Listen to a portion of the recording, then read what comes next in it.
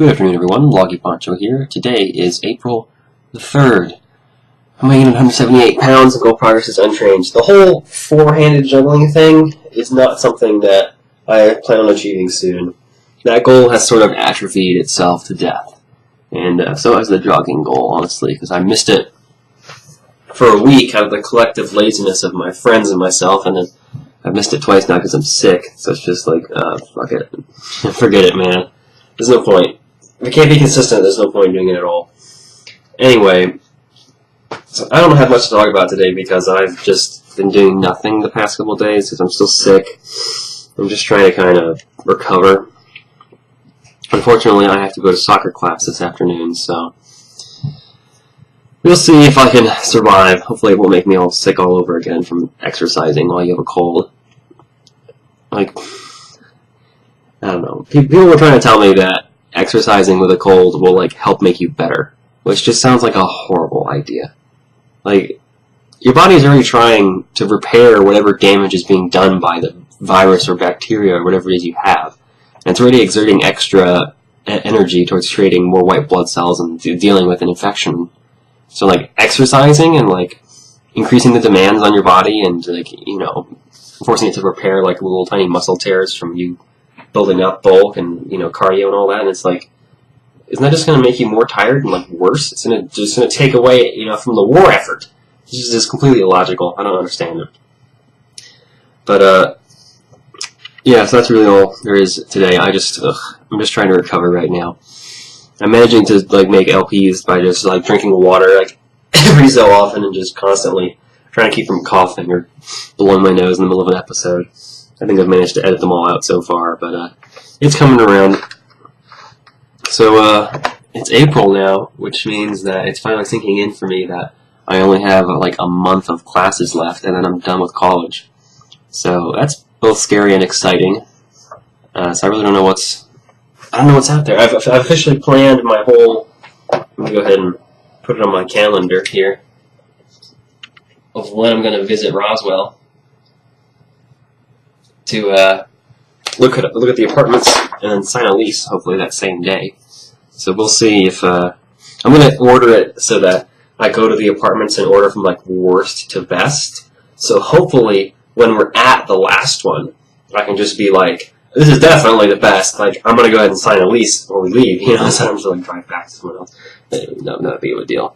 It's only like an hour and a half from Athens, so me and the guys and Maple are going to go over there and get lunch at this restaurant called Sweet Tomatoes. I don't know if you guys have ever heard of it, but apparently it's really good and has lots of vegetarian fare.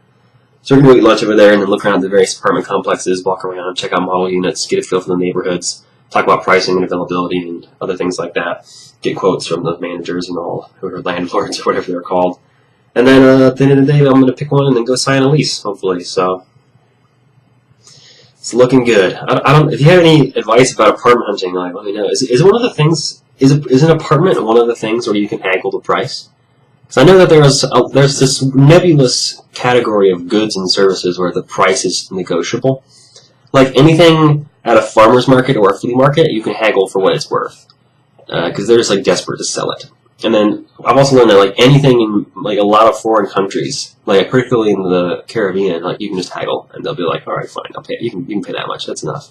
And then there are other things where it's like you can never haggle the price. Like at most like major stores and things, of course, if it's prices on the label, I can't argue with it. But then for some places you can, like at furniture stores. Like there's this secret haggling strategy that you have to know when you go and buy furniture. Because if you're like looking at a couch and it's like $1,000, and you're like, I don't want to pay $1,000 for a couch, you have to know what to say to the sales associate because they're empowered because they're working on commissions, so they want to make the sale. And one, they're commissioned, and two, they're empowered with the ability to lower the price for you in order to make that sale. Like most of the time, it's just a matter of them having to go and ask their manager, and the manager's like, "Go ahead." It's a nominal task for them to get you a lower price. Like if you look at the couch and you're like, "Ooh, look at that price! We can't afford that, honey. You know, let's look at a much cheaper couch." So this guy's commission will be much lower. He'll be like, "Whoa, let me go and talk to manager and I'll give you 10% off on that couch, and if you buy it today I'll give you free delivery." So it's like you gotta run a hard bargain when you're looking for furniture. Can you do that with an apartment?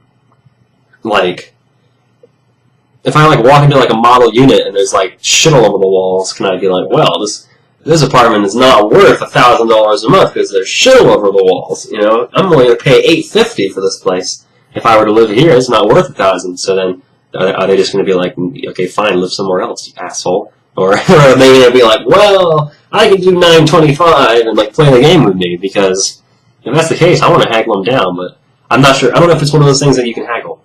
Because, like, when you're buying a house, you can haggle. So I'm thinking maybe it extends to apartments. There's some logic here. When you're buying a house, and they, like, list it at $100,000, which would be a tiny house, or like a trailer, and then, you like, if the seller is listing it at $100K, you can put in an offer and be like, I'll give you $85K, you know? And they can either say, you know, fuck you, or they can say, well, how about $89K? Like, give us some more, like, and you can haggle for that. Like, can you do that with an apartment? If you know anything about it, just let me know in the comments. That's all for today. I'm coughing like crazy, so I'll see you guys tomorrow.